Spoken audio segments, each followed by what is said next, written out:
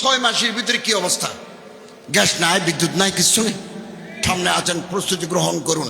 এই দেশে একটা বিপ্লব সংগঠিত হবে।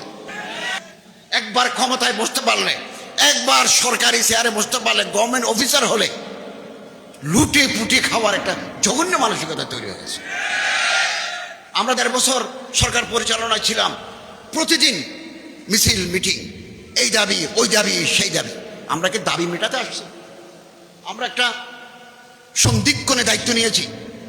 সরকার প্রধান নাই, পার্লামেন্ট নাই, মন্ত্রিপরিষদ নাই, গভর্নমেন্ট নাই। এই মুহূর্তে 24 সালের 28 আগস্ট আমরা দায়িত্ব নিয়েছি। আমরা একটা পরিস্থিতি ভালো করে নির্বাচন দিই, নির্বাচিত গভর্নমেন্টের হাতে ক্ষমতাতে আমরা বিদায় নেব। আলেম ওলামারা একে অপরের বিরুদ্ধে উঠে পড়ে লাগছে, অশালীন ভাষায় একে অপরকে আক্রমণ করছে। তখন আমরা বুঝতে পারি পিছনে তৃতীয় কোনো খেলোয়াড় খেলা শুরু করে দিয়েছে। আমরা পারতাম এখন পর্যন্ত ক্ষমতায় থাকতে পারতাম। আমরা যদি সংবিধান সাসপেন্ড করে দিতাম, শপথ প্রেসিডেন্টের কাছে না নিয়ে যদি শহীদ মিনারে নিতাম, পলিটিক্স নিষিদ্ধ করে দিতাম, সংবিধান সাসপেন্ড করে দিতাম, পুরো দেশটাকে কাঠামো বদলায় নতুন গভর্নমেন্টের হাতে আমরা ক্ষমতা দিতে পারতাম।